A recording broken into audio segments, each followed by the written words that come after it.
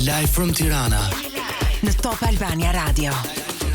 Gjithve nga pjesa e dytë e Live from Tirana, 11:09 është ora eksakte në këtë moment, në këtë të hënt datës 20 korrik 2026, me temperaturat që thjesht vazhdojnë në rritje, siç e thash në fillim të programit. Sot pritet të jetë dita më e nxehtë, prandaj bëni mirë të qëndroni në hije dhe të hidratoni. Rikthehet pas shumë muajsh në program një prej episodeve më të ndjekura të Live from Tirana, një audiencë shumë e madhe. Kemi pasur ose kohë, besoj do e kemi edhe sot. Afrim Lusha, mirë se vjen në program. Mirë se ju Mirë se rikthesh. Si je ti? Shumë mirë, ju se keni qenë? Mirë, më prezent të konë në Shqipëri, më aktiv, më i gjinshëm, ça ndodhi me ty? Ka pas ca ndryshime që nga hera fundit këtu, tash që kam filluar me ne pak më gjatë në Shqipëri, më fokusu më shumë edhe te kjo pjesa që bëja videove, por tash edhe pak më shumë me janë biznesi, si që thonë zot. Qartë, interesante shumë.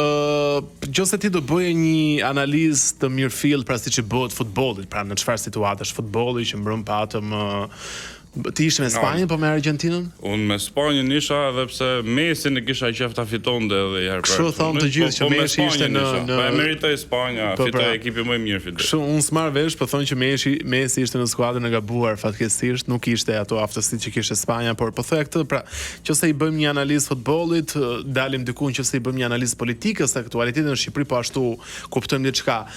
Me makinat, si është raporti shqiptar me makinat në këtë pikë, në këtë periudhë, shoh pafundësi makina elektrike të shtuara, shoh njerëz që i rikthehen makinave retro, po ashtu besoj jemi një prej vendeve në botë që kemi më shumë makina luksi, apo jo, në qarkullim. Po, i sakt, në fakt, dhe me gjitha këto pikat që the, i sakt, edhe makinat elektrike janë shtu shumë, janë shtu si mjet i logjikshëm transporti për të kursy, edhe në fakt në Shqipëri të favorizon shumë edhe politika se s'kan dogan këto makinat e reja elektrike që importohen. Nuk kanë dogan makinat elektrike. Dogan, pra ne dalin më lirë se në çdo vend të Europës këtu dhe ne, gjitha bydat e gjitha këto elektrike. Po. Edhe kjo kanë qenë si cost efektive. Di që kanë dhe shumë pak taksa vjetore. Taksat Bullgarisë s'kan fare në fillim ato, po edhe të rejat në fillim s'kan, edhe këto me djegjet brendshme, kur janë të reja, duket deri në 3 vjet. Po këto s'kan as dogan, 20% që në importit se kanë, kështu që del me çmimin që e merr në Kinë del koste pak më shumë se kinezit. Edhe për ne kanë ec, kurse makinat e tjera pastaj me çaveju re ka i shtim shumë madh, ne kena importuar shumë makina për këtë numër popullsie që jemi. Nuk ka ngel njeri pa pas jo një makinë, po nga 2 nga 3 kanë bëu dhe ka më shumë shitës makinash se sa blerës me shposof. A ka bërë kjo që të bjeri pak çmimi makinave? Se shoh makina për shkak që para një viti nëse kanë bërë, po e marr shembull 20.000 euro, sot i gjen nga 12.000, nëse kanë bërë nga 12.000, sot i gjen nga 7.000, po besoj që kanë ndikuar edhe futja makinave elektrike, Po, edhe futja makinave elektrike edhe importimi i shumë makinave edhe kur kanë gjithë shumë makina, do bjerë çmimi se edhe ky që do të marrë më të mirën, atë të vetën duhet ta çojë diku, ose duhet ta shesë për pak lek. Edhe është në krahasim me rajonin ton, ose gjithë Europën, më lirë makinat të përdor me janë në Shqipëri se në Çadolleveni, besoj të sigurt. Vërtet? Po. Se kemi shumë. Nga që ka shumë makina. Ka shumë makina. Ka shumë vetëm dalësh të bësh në xhiro, të shohësh në përlagje ose në autostradë, në rrugë sa makina shef në shitje kudo. Çdo cep tokë është mush. Po edhe nëse bën scrolling në TikTok, në Instagram, në Facebook, vetëm faqe që shesin makina. Shiten apo Shiten, po çapo veri këto kohë tash që po merrem më shumë edhe me pjesën e shitjeve është që shiten më shumë këto që janë pak si mod veçanta, se sa këto që mendojnë njerëz se do shiten që janë standarde, këto makinat familjare, sikur po shiten më pak, sepse kanë sjell shumë veta dhe konkurrenca te ato është shumë e madhe, nëse Volkswagen Tiguan do të blesh ti ke 500 copë në shitje dhe lëvizin çmimet janë shumë më afër njëra tjetrës. Nëse ki, ku dëgjon, CLS 63 AMG S Formatic Plus që janë to. Ashtu për shembull ke vetëm 2 në shitje, kështu që ai që do është klientelë më e vogël, më specifike, po prap opsionet për zgjidhje janë më të vogla dhe shitet më kollaj kjo. Kjo që është rrallë se sa kjo tjetra që e kanë gjithë në shitje. Nga ajo se ti edhe po publikon një ftime tashmë në platformat tua të makinave, çfarë po preferojnë më shumë shqiptarë për të blerë, duke vënë në peshore çmimin, konsumin, gustot? Më shumë të është bot trend botror këto SUV-t dhe foristradat e vogla, ato po hecin më shumë se gjitha, është bot trend gjithë botën, në fakt gjithë e duan makinën pak më të lartë, edhe pse asnjëri se përdor për off-road, në rrugë qytetit do ecin. Edhe këtu te ne prap historikisht preferohet prap nafte, motor 2 mish zakonisht, nafte.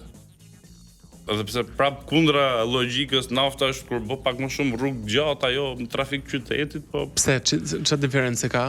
Se nuk duhet të arrijë temperaturë, motori naftës do pak kohë për të arritur temperaturën optimale, plus që me këto sistemet e filtrimit, pastrimit gazave me DPF, me EGR, me AdBlue që janë këto, duhet hecësh një çik fort me makinën që të mos bllokohet motori, duhet bësh rrugë gjata.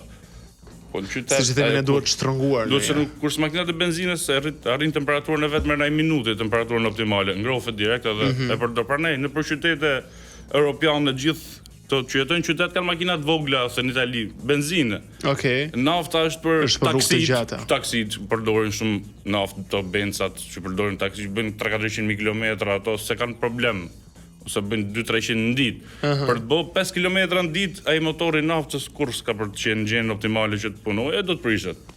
Kështu i kemi në logjikën. Interesante shumë. Do të shkojmë në pak marketing, do të rikthehemi pas pak edhe për të diskutuar një video në fakt që edhe unë ripostova në Instagramin tim, është bërë shumë virale, e një makine me vlerë 700.000 euro që tërhoqi vëmendjen e turistëve në Monaco, jo këtë herë thjesht se është e bukur, por se ndodhi diçka aty. Shkojmë në marketing. Mirë, rikthehemi sërish në program, vazhdojmë të jemi në studio me Afrim Lusha, të cilin ju e njihni gjithësisht nga platformat sociale ku flet për makinat me aq detaj, u mega fare se kishte postuar një kështu një rësë qyteta, edhe ishte një koment TikTok që thoshte që unë tha me 10 euro në bank dhe po e dëgjoja video me shumë kuriozitet deri në fund, po janë interesante mënyra si i shpjegon.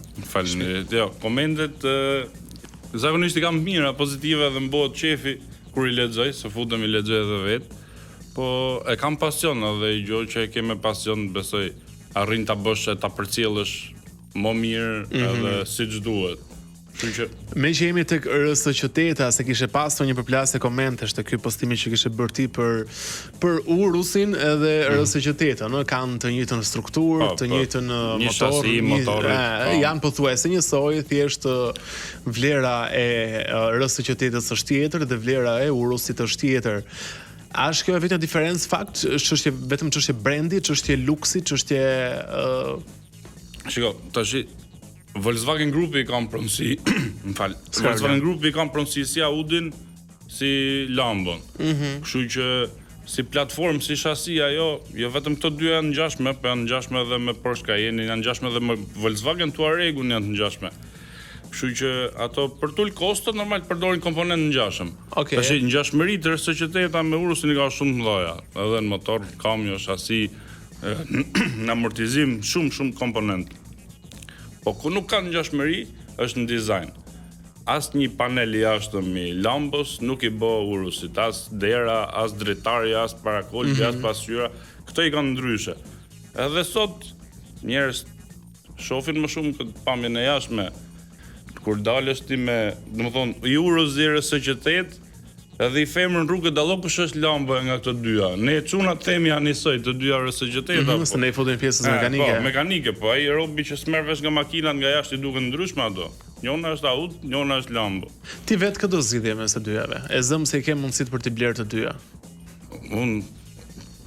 Po të kisha mundësitë për të dyja. Po, i ke mundësitë për blerë qoftë Urus, qoftë rësë qytet. Këtë do zgjidhje. SUV-të performancës nuk është se janë pinjat e fusha ime e preferume nga këto makina, që kam qef preferume, po të kesh lekët Lambon merr. Lamborghini Urus. Merr Lambon se ke Lambo me kosto mirëmbajtje Audi. Se mund ta shohësh edhe në këtë sens, ka krap më pozitiv.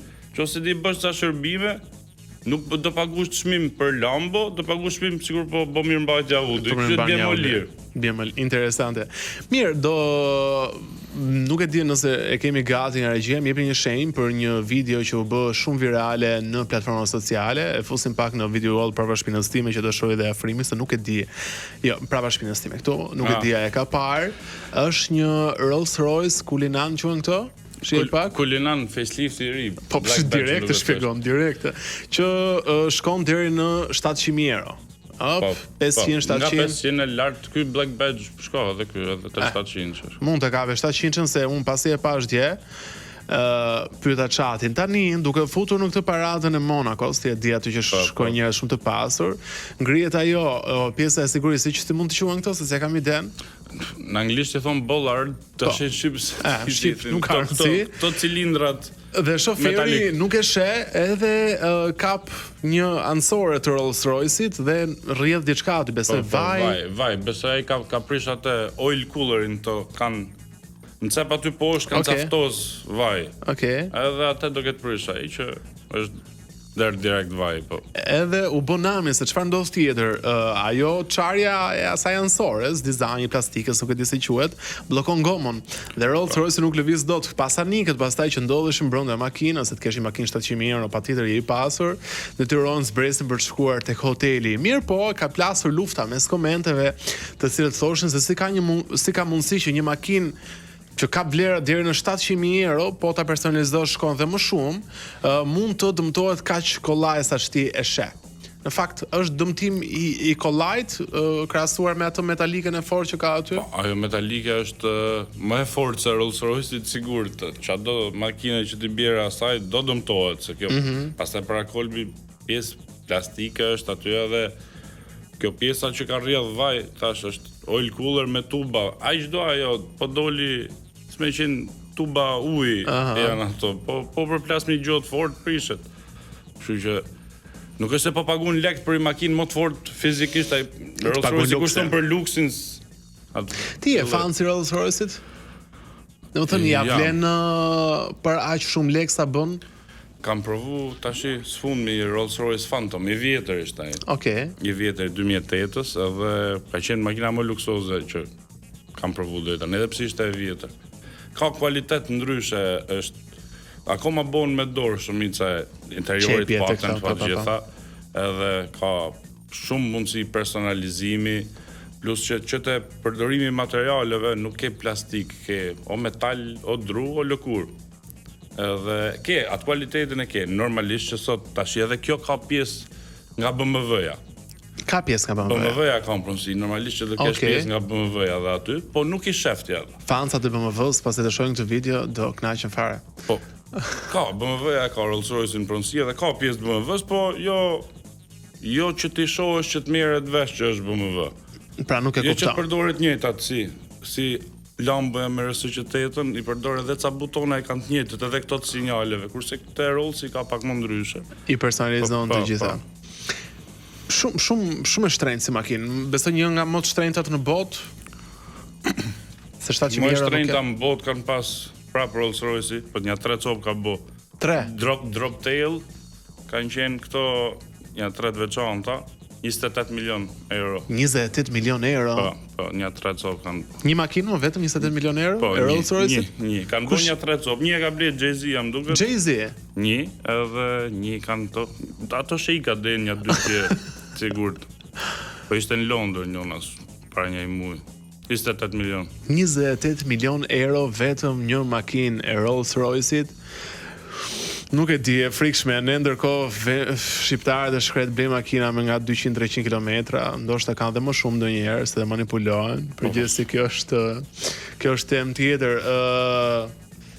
Fushë e vështirë kjo e të zbuluarit të vërtetën se kur pash të videon tënde për shembull, që ti postove RS-8-ën, po tregoje për një aplikacion aty që futesh edhe i shije të gjitha. Mirë, po makinat e vjetra pastaj ti nuk shumicat e shërbimeve si ke të shkruara, aplikacion jo, kilometra ndonjëherë të manipuluara.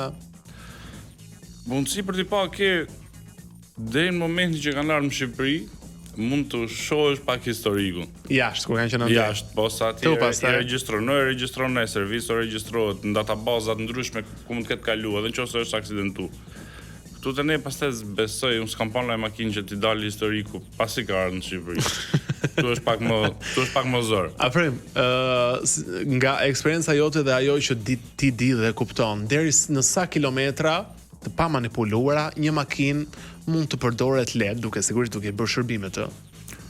Sa jetë ka një makinë për kilometra? Unë ndryshe nga këto idetë, unë s'kam frikë nga kilometrat e makinës. Madje makinën ca rast është më mirë të ketë kilometra, Se kjo tregoj që përderisa është në rregull me kaq kilometra e janë bo shërbimet, se po të mos ishin bos do ja rrinë këto kilometra. Makina motorin vetvete nuk është se ka ndonjë limit fiks. Nuk ka limit. Aksesorët mund t'i prishen. Po patjetër. Ti mund të ndrosh turbo, mund të ndrosh injektor. Si blok është rrallë që të prishet bloku motorit. Kështu që mund të shkosh 1 milion kilometra, nëse ti ja bë shërbime, do ndrosh pjesë gjenerike, do ndrosh aksesorët motorit. Si kabin nuk do të shkatërrohet, do rrije, do punoje. Edhe motori do punoje, po ja bën në mirëmbajtjen. Ka siç janë taksit Benzat e klasat me 1 milion kilometra, 2 milion kilometra. Po, there is this time. Janë bo shërbimet, po ja bone, punon ajo. Po se ja bone, të prishet, edhe po si bone ndrim vaj me 40.000 kilometra, me 50.000 janë prish plot ke Jaguara. Dëgjoj, edhe një pyetje tjetër përpara se të shkojmë edhe një herë në një tjetër blok marketingu, kam dëgjuar plot raste edhe në për serviste të çunave që kanë gjendje ekonomike dhe blejnë makina të shtrenjta shumë me 0 kilometra dhe për 10.000 kilometra kanë ndërruar rripin e makinës, pra kanë pasur kosto shumë të shtrenjta në 10.000 kilometrën e parë. Pse ndodh kjo? Si mundet një makinë 200.000 euro, 300.000 euro, aq e shtrenjtë me vetëm 10.000 apo 20.000 kilometra të japi një dëm kaq të madh? Varet tash se edhe kur e merr makinën të re, ka një kështu periudhë që ti s'duhet të abuzosh, mos të ecësh shpejt, mos t'i kalosh ca xhiro. Kur e merr të re fare. Okej. Edhe ndrimin e parë të vajt, pa 10.000 kilometra, që me 2.000 në fillim fare. 2.000? Po, se duhet shtru motori. Tash i ka plot raste kur nuk i zbatojnë edhe këtë pjesë. Kështu që kur nuk i zbato ato që të ka thonë prodhuesi, ti e rrit atë probabilitetin për t'i bërë dome makinës. Plus tjetra që çfarë do lloj motori, çfarë do lloj makine, ka i marrësh gabimi, fabrike. E ka një. Më të ultin, më fal. S'ka problem. Më të ultin e ka Honda. Honda për shembull, një në 280 motora e del me problem nga fabrika. Më të keqin e ka Mini Cooper, më duket 1 në 13 del me probleme nga fabrika. Do mërziten prap fansat e BMW se edhe Mini në ka BMW-ja, po të Mini Cooper 1 në 13 del me probleme fabrike, kështu që ti e merr 3 akull prap del me problem. Ka dhe Jaguar e Land Rover afër kësaj janë. Dëgjoj, ti përveç kësaj që nxjerr makina aty në Instagram, ke vlogun tënd të YouTube-it që bën review të makinave të ndryshme, e ke menduar ndonjëherë të punosh si konsulent të njerëzve që duan blej makina, ore ti shpjegosh si funksionon një makinë? Se për shembull zbuloj çdo herë që të takoj ty, zbuloj gjëra që unë jo, se nuk futem tek njerëzit që marrin vesh nga makinat, por dhe audienca zbulojnë gjëra të reja. Konsulent do vlla. Konsulentin e bëj gjithkohë se besim pyesin. Jo, ta bësh me pagesë. Me pagesë është çik vështirë. Kur vetëm atë pagesa e bëjnë me vendimarrjen vetë njerëz preferojnë. Fiks, mirë, shkojmë edhe një herë në marketing dhe rikthehemi shpejt në program. Mirë, vazhdon protesta përballë parlamentit, një update i fundit për sa i përket aktualitetit politik, ndërkohë nis gjyqi në SPA kur dosen Partizani dëshmon Bamir Topi në këtë seancë gjyqësore sot në SPA, ku është paraqitur dhe Berisha. Ndërkohë ne do të vazhdojmë për të diskutuar për atë që besoj sot ka gjithë audiencën mashkullore në radio, por jo vetëm, edhe gocat janë bërore. Marrin vesh gocat nga makina? Kanë filluar që marrin pak, se ka filluar që shoh me ca makina të mira që jo thjesht për pamje, pa për shembull për një 2-3 ditë me Porsche 911, 992 këtë fundit, femra, kam pa Aston Martin, çuditërisht me AMG GT. Domethënë, janë ca makina që janë pak si të veçanta, vetëm këto zakonshmet, nga G klasa, që janë këto GLE, kam pa me ca të mira, kanë filluar edhe morin vesh, në fakt. Bëjmë pyetje të çuditshme ndonjëherë kur të rastis, me qoftë edhe me kesha tuat që të pyesin për makinën, se janë ca meme që ekzistojnë që thonë e vetëm pyetje që bëjnë goca që blejnë makinë është ai punojnë bokset e po fiks. Jo, nuk është për të pyesin, se shoqëria dhe shoqjet që kam, po marrin ide më shumë. Po femrat e gjykojnë nga pamja, edhe makinën, i thonë makina blu ose kjo e kuqe, nuk është se po kur duhet ndaj mendim ose ndaj ndim pyesin normalisht. Dëgjoj, tani është sezoni verës edhe shumë çuna që punojnë jashtë, krijojnë një lloj standardi ekonomie, bëjnë edhe blerje këtej të makinave apo blejnë një makinë të re në verë për të shijuar jetën e tyre, është drejta e gjithë secilit. Nëse unë do të thoja ty më bëj një rankim top 5 të 5 makinave që ti sugjeron që janë makina të mira, pra që kanë edhe brandin, edhe luksin, por edhe anën motorike funksionale shumë të mirë, këtë do i sugjeroje? Qa kategorie, me qa lloj kriteri, qa dush? Nga këto makinat e mira po flas. Mira. Nga këto që kanë lek. Domethënë që përputhet dhe çmimi, por edhe cilësia. Okej. Po me këto brendet e mira pak mundësi ke për të bërë gabim, a kupton, të morësh Ferrari 200 ose 296 ose 488, po them pak më të përdor me 488 GTB-n, super blerje do ishe. Sa mund shkojë një i tillë? Koreja na ka dhënë mundësi që të kemi me çmime të mira edhe këto të shtrenjta, aty në Kore shko deri te 130.000 euro kom pa. Në Europë është më shtrenjtë, po është shumë e mirë. Ferrari me motor në mes, vërtet super design, shumë e bukur dhe e shpejt. Tjetër. Lambo Huracan, edhe pse nuk është ajo Lamboja që i hapën dyrë të lartë me V12, kjo është V10, pra edhe kjo është me super motor, 5.2 V10, edhe shumë e fortë. Shumë e fortë. Është motor Audi, edhe ky se përdoret të R8-a. Po veri se shoh edhe në për Dubai në këto qendra të mëdha japin shumë me qera. Edhe kom pa që këto shkojnë edhe me nga 100 ca mijë kilometra, që makinë performancë dhe prapë s'japin probleme, janë të forta. Sa aty dallohen, fakt te këto makina që është e fortë dallohet te këto që japin me qera se të gjithë ja abuzojnë. Kur i marrin, se i pa pagu lek, shko gjithë ditën vetëm gazet. Po se ka vetën, fundin fare. Po se ka vetën edhe e shkatro fare, edhe këto kanë rezistuar, edhe kjo është zgjedhje e mirë. Se është prap agresive kur e shef, po edhe mirë mbajtën se ka. Sa mund shkon një i tillë? Më i liri që pash, dje kam pa 100.000 euro ishte. 2016 nuk. Po të reja kanë bëu 200 e ca. 200 e ca më shkon të reja. Të shkojmë tek tjetra. Tjetra Porsche 911. Tashi, për qefin tim do ishte në GT3, çfarë do lloj kategorie, 991, 992 edhe 997, po është kjo GT3 është tash ndryshe nga këto, është makinë që është edhe që sta humbë edhe vlerën si bie, ma vlerën shumë si makinë. Plus që edhe mund t'i rritet, se GT3 është RS, po ato bëjnë akoma më shtrenjtë.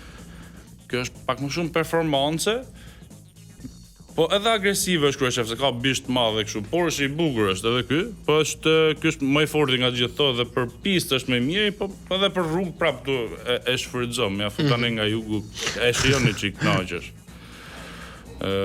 Këtë kisha zgjedhur si zgjedhje të tretë, pastaj tash nuk jam fan shumë i këtyre forestradave të luksit që të bish në sy. Okej, pse?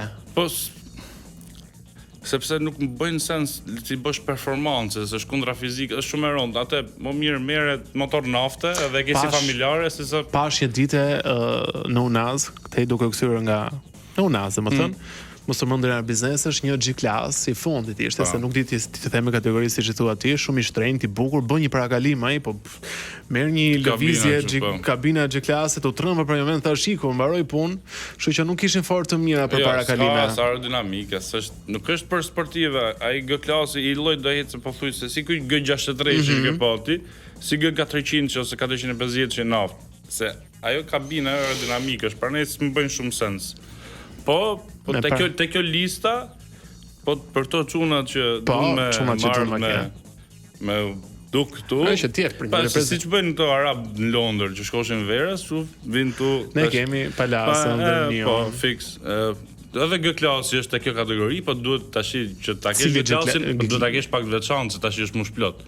Duhet të kesh këtë 4x4 në 4 orë. Okej. Ose që ti je tamam kështu top boss, tu do të kesh 6x6, kanë ca versione këto me 6 goma. Me 6 goma? Sa shkon një G-Class i tillë? 600.000 euro e lartë. 700.000 euro? Po mund të ketë shku 10 milion tash. Nuk prodhon më, dhe 100 copë kanë qenë.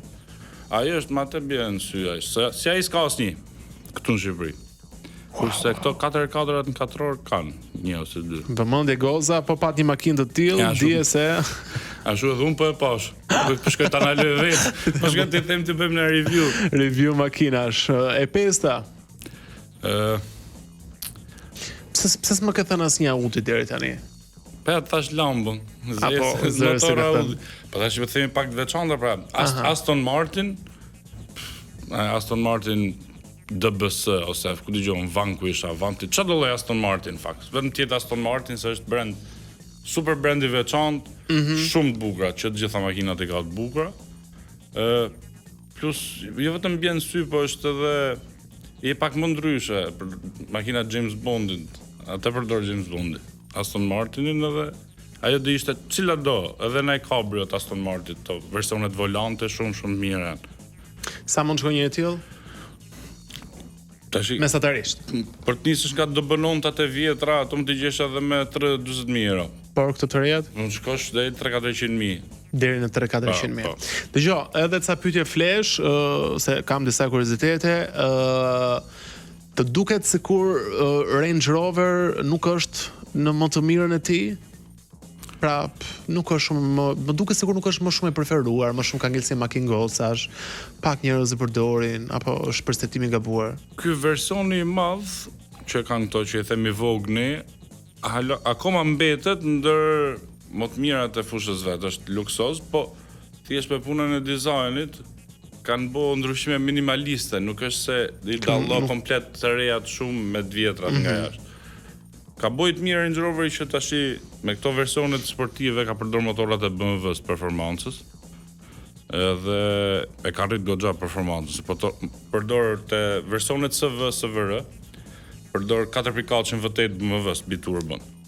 Edhe nuk është keq me thënë drejtën, pat kur e bleu Tata që është kompani indiane, menova do shkojnë pak si më grop, se Jaguari për shembull falimentoi fare. Falimentar. Që kanë qenë bashkë, edhe bashkë janë Jaguar Land Rover, të dyja e bleu Tata, Jaguari la komplet makinat me djegje të brendshme, zhvoi vetëm makina elektrike.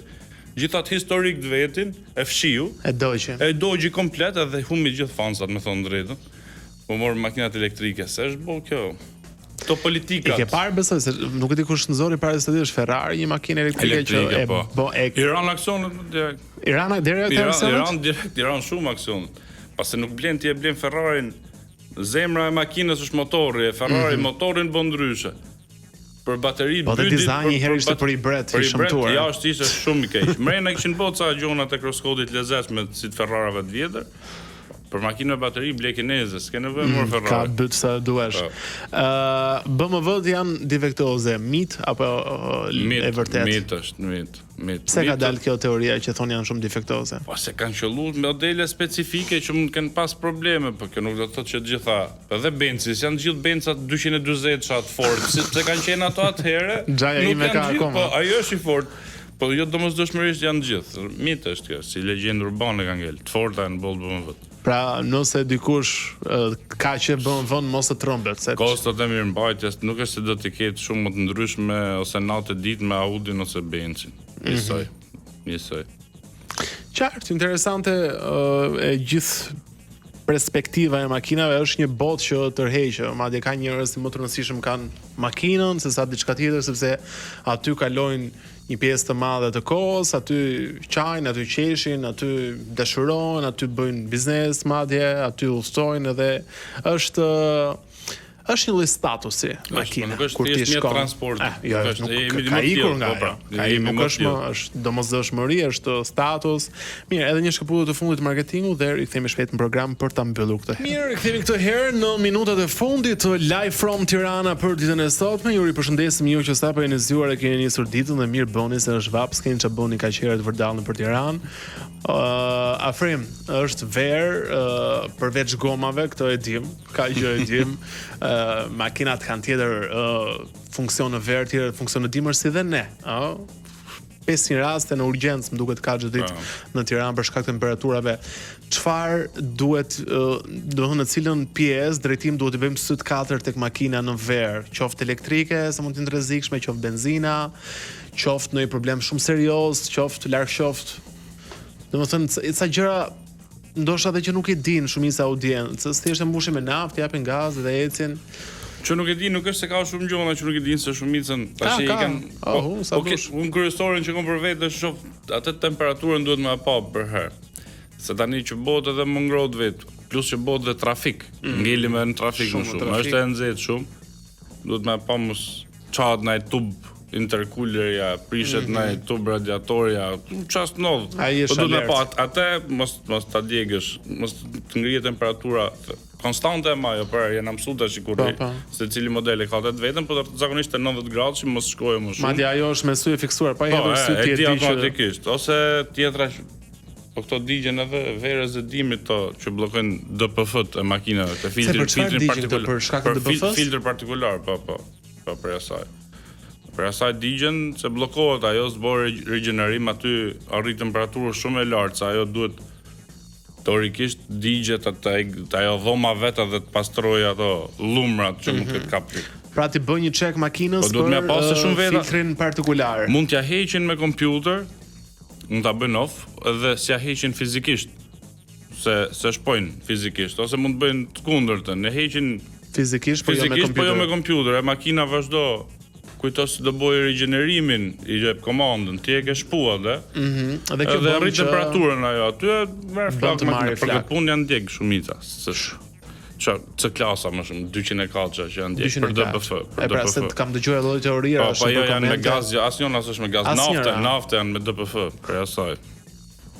Po këto gjona pak a shumë. Kondicionerin më e pa që ta kenë gaz në kondicioner se duroj. Ajo shumë e trishtë. Shoh ndonjë makinë që me të katra xhamat hapse, ndonjëherë pak edhe unë e hapse. Sigur kam nevojë për atë ajrin, sa do i ngrohtë letjet, por kur i ka të katërt e hapur, ti aty e kupton që është situata. A shumë dihesh sigur ke bëu diçka. Po pastaj shef në tjetër që i ka edhe me ftoje se ndilet dhe me masazh.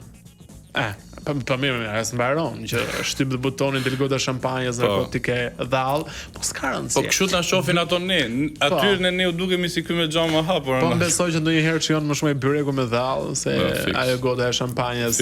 A keti informacion dhe 1 minutë kemi se cila është makina më e shtrenjtë e gjendur në Shqipëri, qoftë edhe nga emigrantët që ka shkelur në këtë vend? Që ka shkelur? Apo që është tu, e regjistruar këtu? Që është regjistruar, se ndoshta turistë kanë nevojë plot. Tu tash ne kena disa, një 3 aventadora SVJ janë. Sa shkojnë këto? Këto kanë gjotë mirë që këty në çmimi veç po rritet, kanë qenë. Vetëm i rritet. Këty në është rrit, tash kanë shku gati te 1 milion që. Nga që janë 100 në treg. Nga që janë, jo, në treg janë 800 ato, në gjithë botën, po u ka shku te 1 milion që kanë pas çmimin që fillestar një 550, 600 kur kanë dalë. Ta që kanë shku të 1 milion që janë vlerë, një 3 si këto janë në Shqipëri. Ferrari SF90 i ka ra, në fakt, duket se ka ardhi SF90 XX, edhe ajo, në këto ujra është. Pastaj, që janë registru me targa këtu,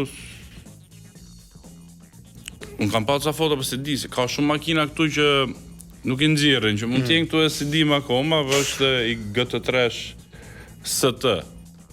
Edhe ai shumë i shtrenjtë. Sa shkon ai? Edhe ky bë më shtrenjtë se çka boi i ri. Domethënë të ri. Edhe ky është në rritje. Ky është e ri si makinë, po s'kishe mundësi për ta blerë. Dhe po ti kesh lek duhet më të ftu Porsche për ta blerë. Duhet kesh mik të Porsche që ta morë. Vërtet? Po. Ma kanë çuar foton port, po se dia është regjistruar këtu. Edhe asaj është i shku 8-900 që janë është ta më shumë. Pse ka Porsche këtë metodologji? Duhet të jesh VIP client për ca modele dhe duhet të kesh bleti një ca makina kote nga këto gjithëve që do të fusin në listë për këtë pak më të veçantë. Te klientët VIP. Fikan to. Interesante shumë, uroj të kemi shërbyer dhe t'ju kemi argëtuar sidoqoftë me detaje që aferimi shpjegon nga fusha e tij që një më së miri. Faleminderit që ishe në programin miku im edhe faleminderit ju. Uroj një ditë edhe një verë të mbarë, se besoj për këtë verë nuk do shihemi më dhe pak ditë program na ka ngelur. Mirë, rikthehemi, dëgjojmë nesër, deri atëherë, bofshit qef.